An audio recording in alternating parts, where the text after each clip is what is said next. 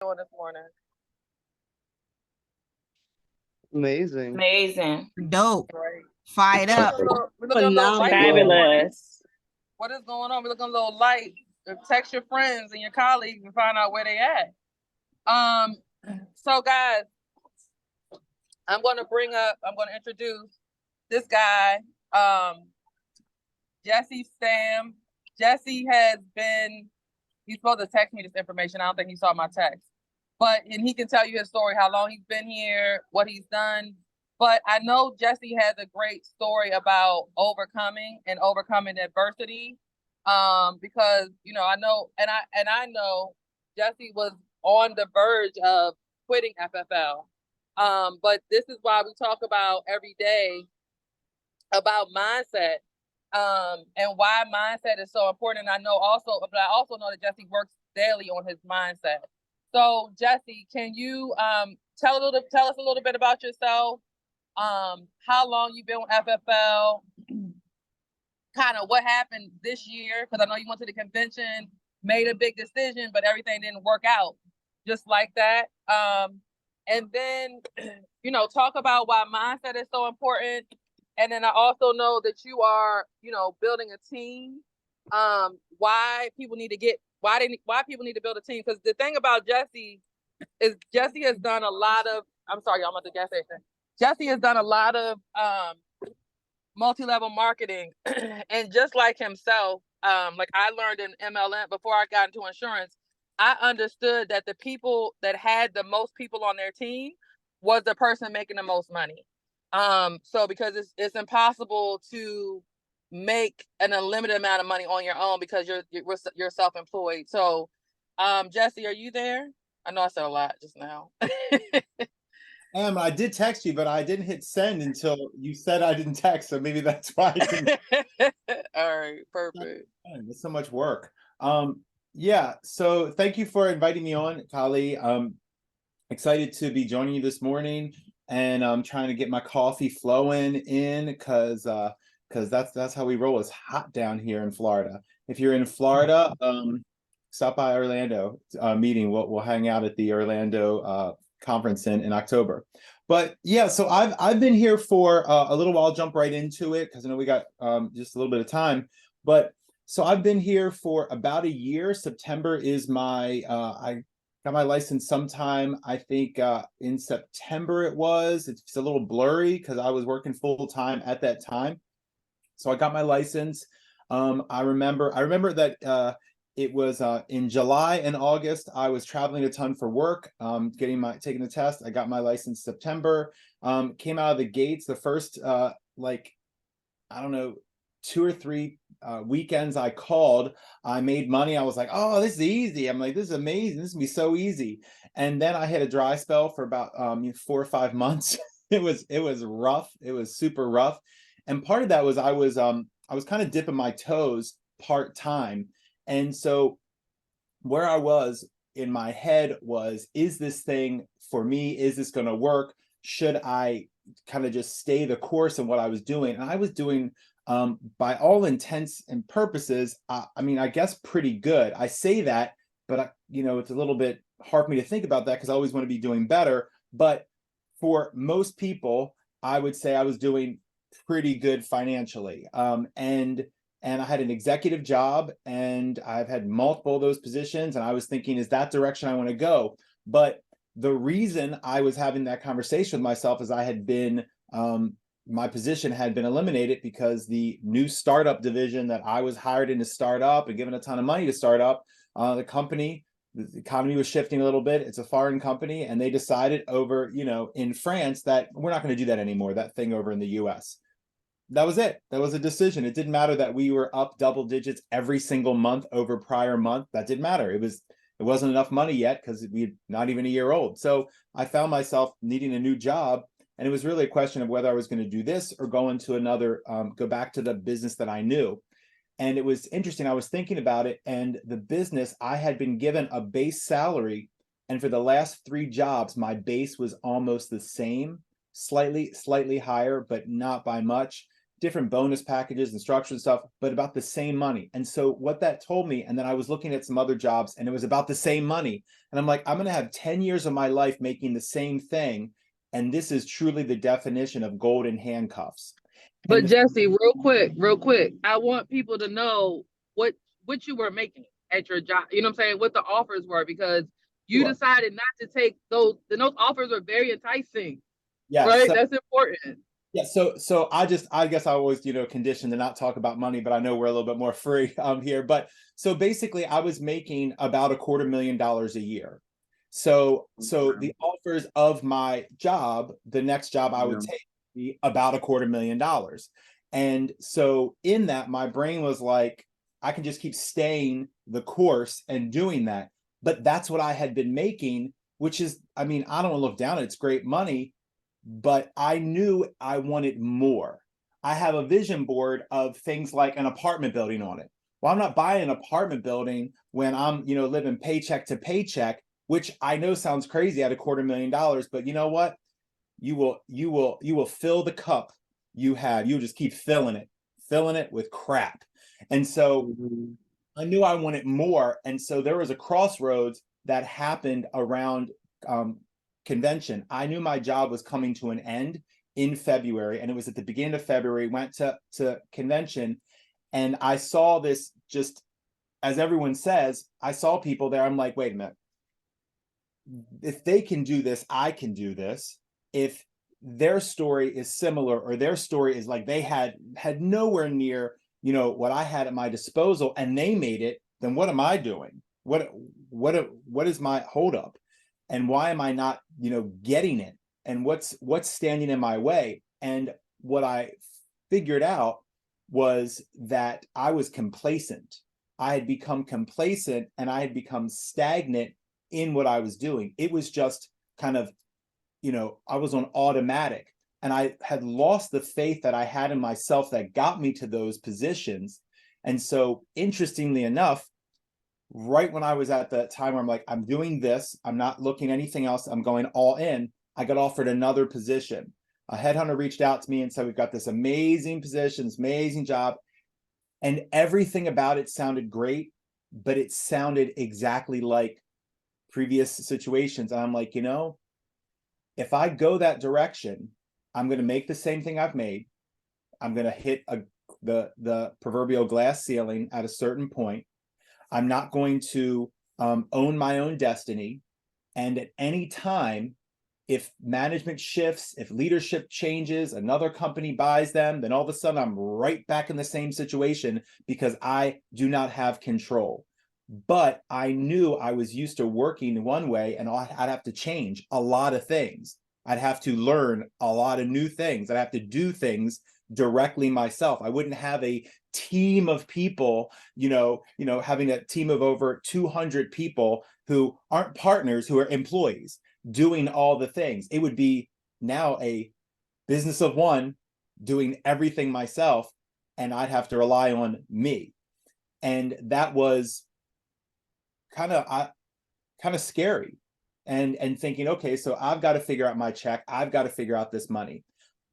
So I made the decision to not go that direction and go all in with FFL, because I saw here the ability to own my future, to own my own destiny, to be able to create something for myself that didn't have a ceiling, that it's limitless what we can actually create here. And we see people who are agencies of one doing $1 million, and we see people who are agencies, or of 1,000, who are doing millions upon millions of dollars. And so I knew that I wanted to experience that, and that it was going to take a lot of work on my part. But the thing that was going to be the biggest opportunity for me was mindset, was getting my head straight with this new reality of it's all on you. So there's no check coming in every 2 Fridays, and this magic money showing up in the account. That's gone. There's none of those things that's going to happen. So it was a little scary to do this 100%. And in the beginning, I was stuck in fear.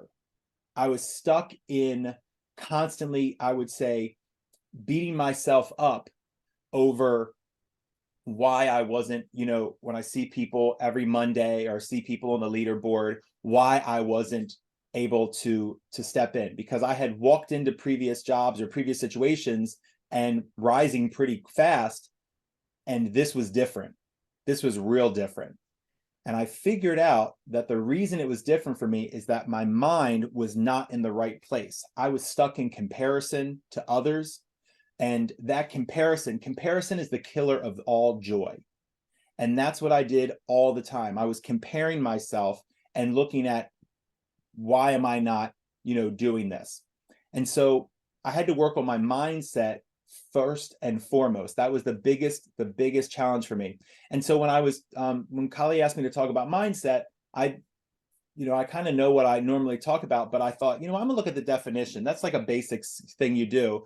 And it was funny because I don't think we look at definitions of words that often. I know nowadays we're changing definitions of things, but the definition of mindset is a fixed mental attitude or disposition that predetermines a person's response to an interpretation of a situation. Okay? A mental attitude that predetermines, okay, your response or interpretation of a situation, a way of thinking, an attitude, or opinion, especially a habitual one. So there are 3 truths I want to give you. I always think it's good when someone talks to have something you can take away. And so the 3 big points I want to make is your mindset matters most, period. Mindset matters most. The second thing is, you own everything in your life. If it's going to be, it's up to me, period.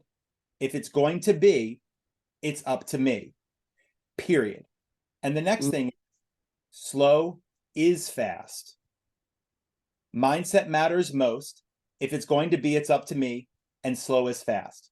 And so the definition of mindset had 3 parts to it. It said attitude, predetermined, and habitual. Those are the 3 things that stood out to me.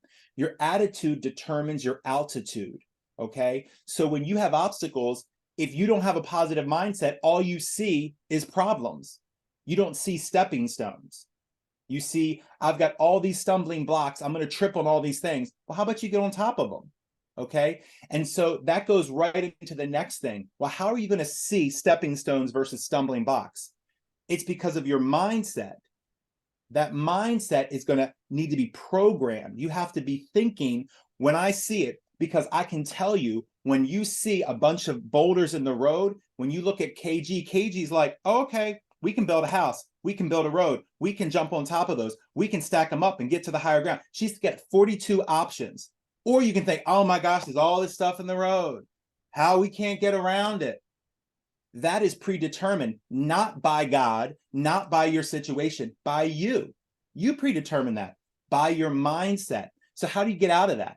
Because we all have those things. You get out of it based on your habits. Okay, your habits are going to get you out of that. Because remember, your attitude determines your altitude. That's based on programming in your mind. And how do you program? By doing something over and over and over again, habits. Okay, so how do we build a habit? It's not rocket science. You just got to do it over and over and over again. Same thing over and over and over again. Okay, and we all know what we need to do. This is not some magical thing. We all know, because aren't we really good at pointing out what other people should do? We always know what other people should do. When somebody comes to you and they're a friend and they're talking about they got this relationship and blah, blah, blah, you know exactly what they should do. Now you're doing the same thing, but you know what they should do. So we all know what we need to do. And because of that, we have the power. Second thing, if it's up to me, if it's going to be, it's up to me. You own everything. So we already know what we need to do, but you've got to take ownership of everything. So when I'm sitting back and thinking, why can't I figure it out? It's so hard. I'm just sitting here. Now I was in the doll rooms. I was always plugged in, especially in the beginning. And I'm just listening to everybody. And I'm like, I hear people say things. I'm like, this is so simple. What am I doing? They're literally reading the script. They're reading the script. And I'm like, yeah, but she said something different. He said something different. Okay, whiny face, then write down what they said and say that. Like, this is not, what are you doing? Are you literally, really? Really? You are raising children. That is definitely harder than reading a script. So like, get it together, man. You know, man up to this. And I was literally just being such a wuss about it's so hard, it's so hard, there's so much stuff. But that's because I wasn't owning it. I had plan B that could have happened, but I chose not to. So I'm like, okay, well, I didn't go that path. So if you owned that decision and you decided you were doing this, then you need to do it. Become engrossed in it. Read everything, learn everything, just keep pushing no matter what. So I think you have to have that spirit of owning everything. I know that in today's day and age, it's so easy for us to point the finger. It's so easy for us to point the finger. They have an upper hand. They're privileged. They have this, they have that. So what? What does that and the price of rice in China have to do with anything in your life? Nothing. So they came from a wealthy family. So they, okay, yeah, I know a lot of rich people who are a hot damn mess. So they went to all the greatest schools. Yeah, didn't we hear a person like a month ago who literally was in medical school and they decided to do this? They decided to not be a doctor and do this because they were going to make more money and help more people. So no matter what, you've got to own everything. My grandparents came over here from Italy. There was 11 brothers and sisters. At one point, they had 18 people in a 2-bedroom apartment on Paca Street in Baltimore City. None of them went to college, but all of their kids, did a little better than them. And then, then we got the next generation. So it took 3 or 4 generations to get out of that situation. Okay. Did they complain? Nope. Because what they all knew was, if it's going to be, it's up to me, because there's no handouts, period. So how do you get your mind in that way? You have to have some habits. You have to build those habits. And we all know the things: affirmations, positive thinking, all the things that we already know. This is not, again, complex. It's actually doing it. But once you take ownership and know that it's up to you, there is no one coming to help you. There's no one coming to rescue. If you're in a ditch, you are going to die there unless you dig your way out. No one is coming. I'll tell you a quick story. So has anybody ever taken like a bad fall, like tripped and just like splayed out? Okay. Yeah. So when you ski, if you ever go skiing, there's something called a yard sale. And what a yard sale is when you fall and all your crap is everywhere across the slope. You got a pole here, a thing here, a goggle there, hats here. A boot might have come off, which shouldn't happen. You have your stuff is everywhere. So I remember one time it was late night. I hit a patch of ice and I was splayed across the entire mountain. And I, for 2 seconds, started to cry because it hurt like something. It hurt. And then I stopped because I was like, what are you doing? No one is here to hear you cry. No one is here to see you. You're going to have to get up and figure this out. So suck it up, Buttercup. Get up and get all your crap, put it back on, because you still got to get to the bottom of the mountain. You still got to do it. So get it together. And I think that we have to take that position of it's up to you. You got to do it. So what do we do? So the next one is slow is fast. Everybody wants to run. Everybody wants to have all the things instantly. Okay. We all want to run, but nobody wants to run into a wall. But when you're trying to do 9,000 things and trying to do everything, you're going to be confused. Okay. A confused mind does nothing. And when you're brand new and you try to figure out 900 things, you are going to be confused. So you will do nothing.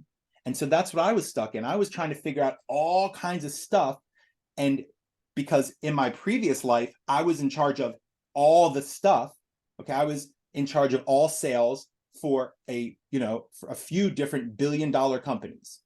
So I had all the things to think about at a high level, not a granular level. All of a sudden I'm here and I'm in the weeds because I'm doing it. And I'm trying to know everything and do everything and be everything. But there is a system in place for us. Okay. So when I say slow is fast, I don't mean slow results. I mean, sometimes you have to do 3 things, 4 things, then 5 things, like show up. Be on the calls that your mentor has said to be on. If they're doing it, why wouldn't you do what they're saying? If you're serious and you want to own, why would you not just follow the path? Maybe you see all the kind of ways that they should be doing it differently. Okay, so why don't you perfect all those things first, and then you can show them how to do it? But you're just talking about what it should be. No, just do the things that we know have worked, and then you can perfect it once you get great at those things, instead of trying to figure out everything. So our mentorship team has a checklist, and there's literally a checklist of what to do. We have a system. And so I think that slow is fast is to really highlight, do those basic things, make some money, okay? Get started. There is not a day that goes by, and I'm happy to help anyone, but anytime if I put up a number, I get people asking me like, how do you do that? Or how do I sell an IUL? Or how, how do I this? How do I that? But nobody wants to hear, oh, I spend about, $8,000 to $10,000 a month on leads. I have a lot of very high quality leads. I maximize the use of the system, blah, blah, blah, blah. We don't know here about that part. We just think that, oh, it's going to be super, super easy. No, it takes time. There's a huge turnaround time. But you can make money today with following the system that's already in place. And so I think that idea is so important for us to really, really focus on. Do the basics first. Do one thing first. Have three first. Get good at that. Then pick up the fourth, then the fifth, then the sixth. You do not. I had an agent yesterday, and then I'm going to get into recruiting in a second, but because we got 4 minutes. But I had an agent yesterday who was asking me about all the products and how to fill out all the applications. He's not made one phone call, but he's asking about how to do all the applications and about all the products. And I told him, I said, we're going to do this one thing at a time. When you have your first appointment, then we'll talk about how you're going to do the application. Until then, you got to get on the phone, because he needs one thing at a time. And so speaking of team, so I think that recruiting is a gift, okay? That when we recruit people, we are giving them a gift. So imagine you have a present, okay? And in that box, I've just given it to you, and I'm going to give it to you. And here's the cool thing. This is for you to give to someone else. You've already have the present, but I give you a box, and in that box, it has all of someone's dreams. It has all of their abilities that they never knew they had. It has the fact that their life could be changed in a totally powerful way that will change for generations. You have been given this box. It's beautifully wrapped. It has all of these magical things inside of it. And you are taking that and saying, I'm going to sit it over here for a while until I know everything in the box, until I figure out everything. Then I'll give it to someone else. You have the gift right now. If you don't give it to as many people as possible, you are doing them a total disservice. This isn't about you. It's Christmas time. You have a box in your hand to give to someone else. It's not about what I get out of it. No. Am I going to see joy? Absolutely. When I give that gift and they are so happy, great. But just like we all know with our kids, sometimes you give them a gift, you know what they do? They put it aside and they never touch it. I was still happy when I gave it. I still am like, well, that sucked. 6 months later when I'm putting it in a yard sale, I still gave the gift though, because I wanted to give it, because I wanted to see the joy in their eye and I wanted to see the potential that they had.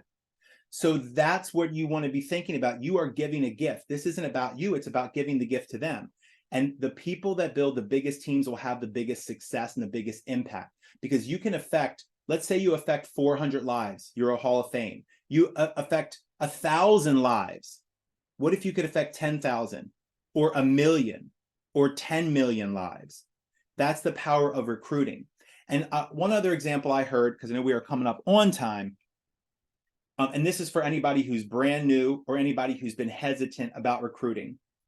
We often think we have to know everything to recruit, because what if they ask you a question? Okay, what if they do ask you a question that you don't know the answer to? So what? we think we have to know everything. But here's the funny thing. If you got a job at the Amazon warehouse, okay, if you're broke and you get a job at Amazon and you get $25 an hour working in the warehouse, and you're in an area that's got a lot, you got a lot of friends that don't have jobs and they've been looking for jobs, and you just heard that, you know, Amazon's hiring a bunch of people, and they tell you, I'll give you a $25 gift card if you, for every single person you refer to this new job being at the Amazon warehouse. Do you know how many people would tell all their friends about the $25 an hour job so they'd get their $25 gift card? We would, you know, tell tons of people, oh, you got to check this out. You got to check this out. You got to check this out. So we would refer people to a company that we get a gift card for, or better yet, nothing, because we know they need a job. Here, you can change your life and change their life, and we're afraid that they're going to ask us a question. But if we referred them to Amazon, we wouldn't be worried that they're going to ask us a question about Amazon. No, they're going to ask their boss. Oh, but I'm their boss. No, you're not. You're their partner. So just like if a coworker of mine asked me a question, I'd tell them what I knew. I'd say, hey, let's figure it out. Let me help you out. So you got to think of people as partners, not they're your employees. You're helping someone possibly reach their dreams. You're giving someone an opportunity. And if you don't know the answer, find it out together. Now you know. You do not need to know everything to recruit. You just need to know you're giving a gift. So we had time. Jesse, that was so dope. Like you went through so many just very basic and solid things that just reminded me about some things, some changes that I need to make. I have one question for you. What are you reading right now? Right now, I'm reading the 15 Laws of Conscious Leadership. Okay. So I'm obsessed with that book. I'm reading this for a second time. It's great. How often do you read? Because I mean, this is the thing. It's a cliche. Readers are leaders, but it's real. Readers are leaders. Leaders are readers. So right, yeah, I read every day. My goal is to read basically 10 pages a day. I try to like put a number on that, because otherwise I kind of just mail it in. Sometimes I'll read a ton and then get busy. So I'm like, I have to read a minimum of 10 pages a day. Okay. All right, perfect. Jesse, thank you so much, guys. Unmute yourself and thank Jesse for his time this morning. Jesse, we appreciate Thank you. you so much. Thank you. Jesse. Crushed Thank it. you. So much. Amazing. Jesse. Thank you. Great Yeah. job. Amazing call. Thank you, Jesse. Thank you so much. It's awesome. Thank you so much, Jesse. I appreciate you. And again, thank you for your time. I know your time is valuable. We love you, Jesse. Love you guys. Hey Jesse, real fast. Hey Love Jesse, you, would you be able to drop your number in the chat real fast, man? Dude, that was fire.